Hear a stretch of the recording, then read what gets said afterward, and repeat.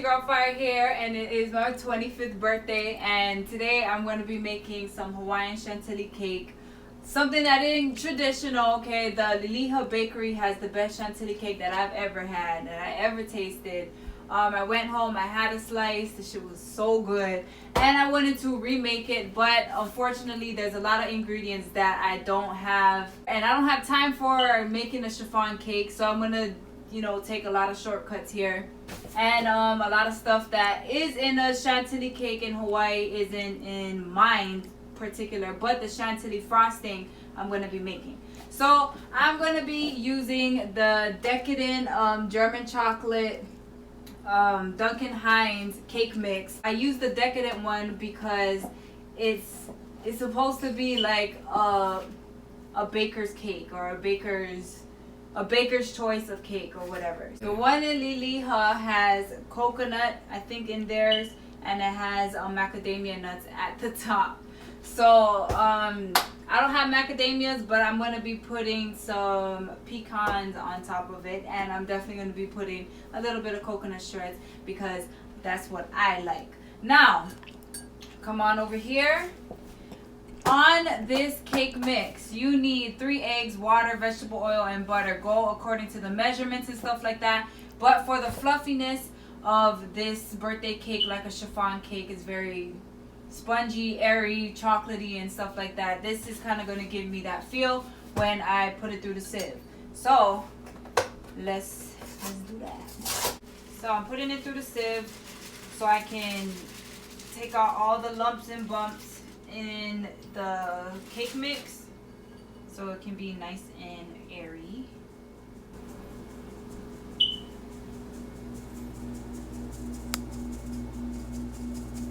You see these lumps and bumps, we want to get rid of that. That's why we want to sieve the cake mix.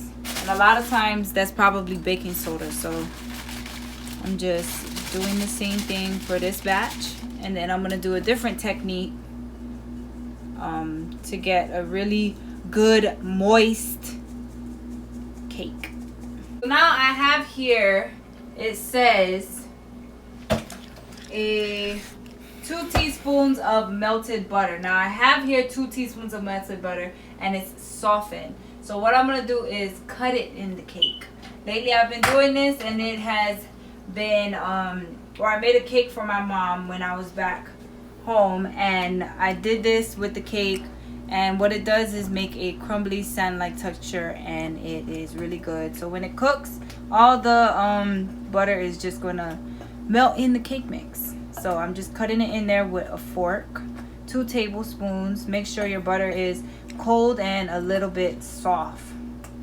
How's everybody been? I know I've been off of YouTube for about a month and a half, and I haven't really been uploading like that. Honestly, it's because I haven't, I've been with my family. I went back home for accumulation of 2 months. I left, I came back, and then I left again, back over there. But I was helping them. That situation is straightened out. And then I honestly didn't have, I wasn't inspired or motivated to do videos. I just felt, I don't know, I just wasn't, it didn't feel right for me to make videos. Because I don't like just posting reaction videos or whatever. I could easily do that, but I was just like, if I'm going to put out content, it's just going to be, something that I like, something that is of quality, and, just something that I really want to do. I don't want to just put out shit just to put out shit, So I haven't been really motivated, but I have been on Instagram, if you don't follow me there, at Hawaii_mommy, okay? And on Snapchat, I have been on there, but YouTube, I haven't really been, but I'm back. My butter is cut in. Now I'm gonna add the wet ingredients. What you need, actually, I'm gonna melt the chocolate. This is bittersweet chocolate. It is a baker's chocolate. I'm not a baker. I'm not much of a cake decorator, cake person, or whatever. I love cakes and pastries, but I'm not one to make them. So this is just easier for me, so it's easier for me to do it this way. But what I'm gonna do is take some of the baker's chocolate. This is 68% cacao, I think. But take a bowl and some of the butter. I'm gonna add a little bit of butter in it because I don't have heavy whipping cream. But this is gonna give me that really deep chocolate cake thing that Chiffon Cake has. I'm gonna take, this is like half a teaspoon. Is it a teaspoon or tablespoon? Tablespoon of butter. Put that in here with the bittersweet chocolate, and then I'm going to melt it. So we're gonna throw that in the cake with the wet ingredients, so we can get a really deep chocolate flavor.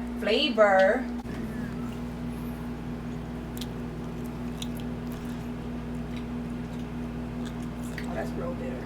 Now my chocolate is melted. I'm gonna add in the vegetable oil. This is 1/3 cup of vegetable oil. I'm gonna put all my wet ingredients in here with the chocolate. That includes the eggs. And don't be tempted to lick it because that's just nasty. These eggs are all at room temperature. I don't know why, but bakers say that it's good to have your eggs at room temperature when you're baking stuff. I don't know the reason, but I left it out for about, I think, 30 minutes. And it's nice and fairly warm. So, yeah. I'm just mixing all of this in here. You need 3 eggs.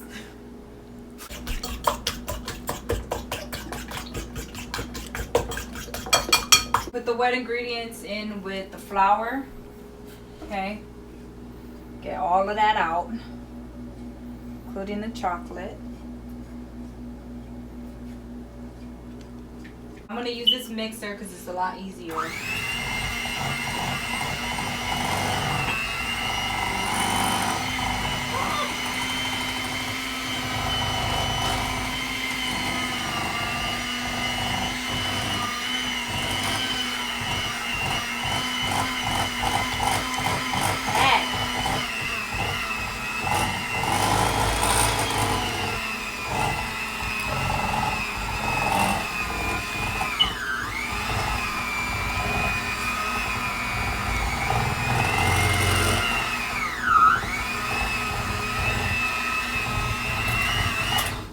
Alright, now I'm gonna put 1 cup of water because I know you guys is like, damn, that batter look hella dry. So I'm gonna put 1 cup of water. I forgot to put that in here, but we're gonna do that now. And over here, the water is so nasty and it's filled with lead, so I'm gonna use purified water from my ice box. Okay. 1 cup of water is needed in here. Don't forget it. You gonna have fucked up ass cake mix. So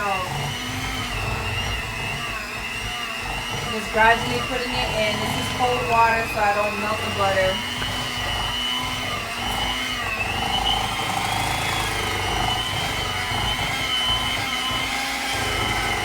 So I have here 2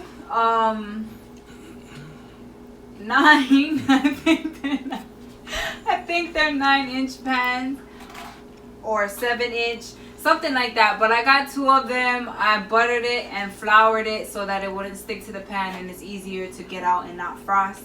I watch a lot of Food Network, so I think I know what I'm talking about. But I'm gonna pour half and half of the batter in there. And then half of the batter in the other one. So 2 pans. I'm gonna put in my preheated oven.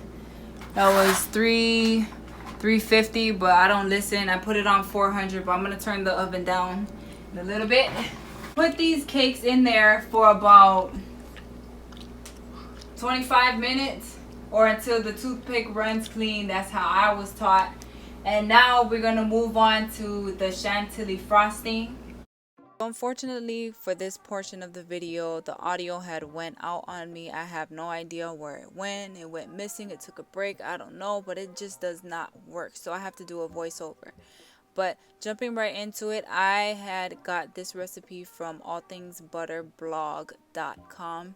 There was not a set video on YouTube, so I had to go and get a written recipe like normal people, you know, like they did back in the day. The recipe calls for pure vanilla extract, evaporated milk, butter, sugar, 2 egg yolks, and 2 eggs. That is it.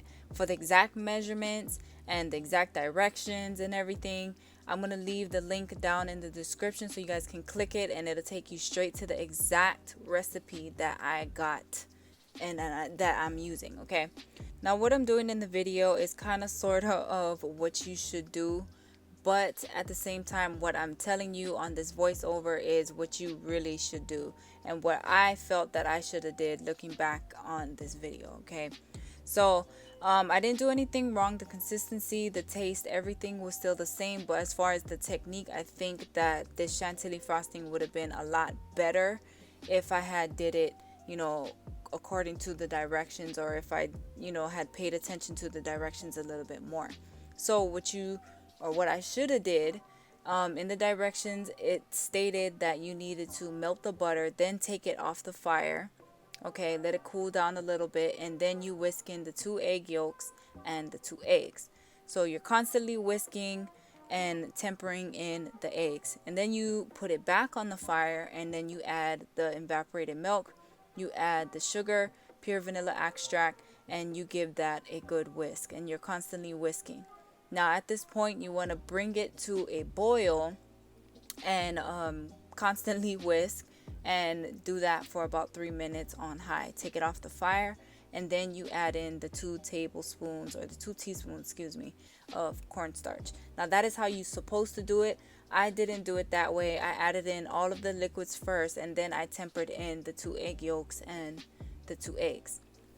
I advise you to do it as the directions and not how I did it, okay? Just letting you know, okay? Still same thing, but as far as technique, I really think you should do it by the directions.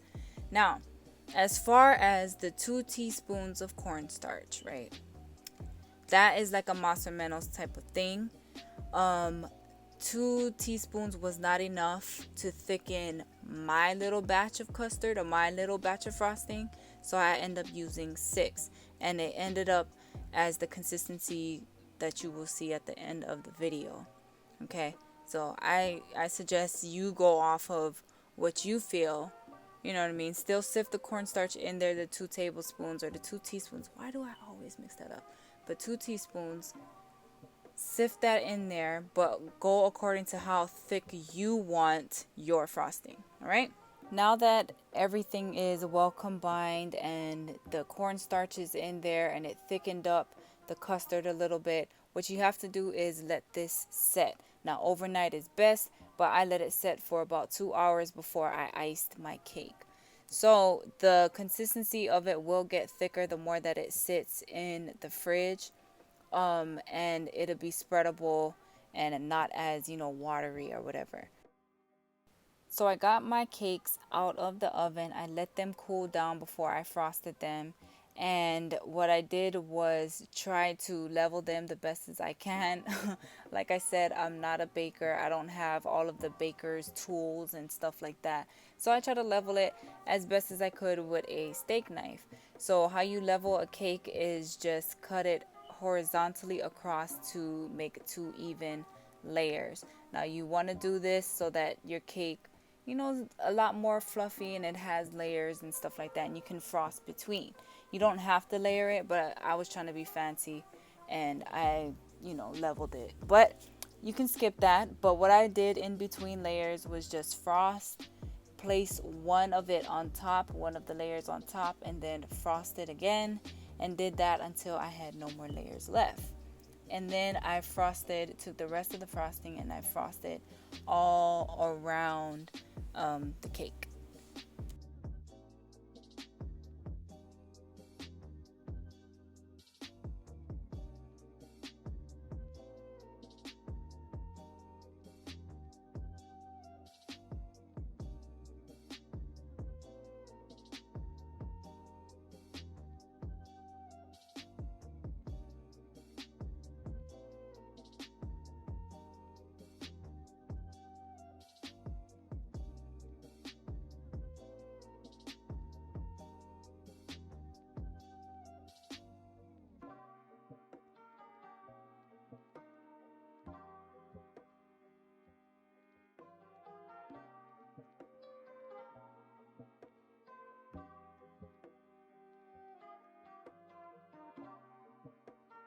So now that the whole cake is evenly iced or frosted, I'm going to sprinkle on a little bit of my coconut and pecan concoction. And I'm going to just sprinkle that on the top to give it a little personality and a little bit of a crunch, you know, just adding flavor or just making it a little bit fancy or whatever. Like I said, I'm not a cake decorator, nor am I a baker. So although this may look pretty mediocre, you know, it is what it is. It still tastes good at the end of the day. Now, what I did was buy a little bit of sparkling gel to write happy birthday in Hawaiian on my cake. That is haole naha now. And I just wanted to make it pretty, and I wrote my name, and then that was pretty much it.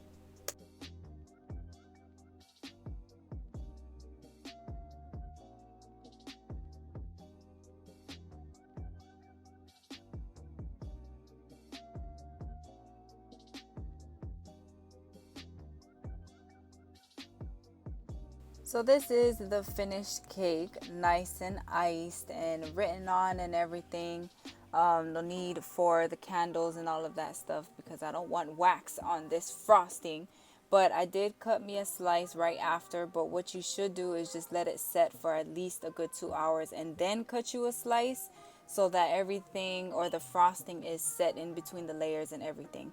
But nevertheless, it was good. The frosting was still cold, and this cake is best eaten cold. And you cannot leave this cake out on your counter because the frosting will melt and it probably won't taste as good, and it will, you know, spoil and stuff like that. So this is an icebox cake.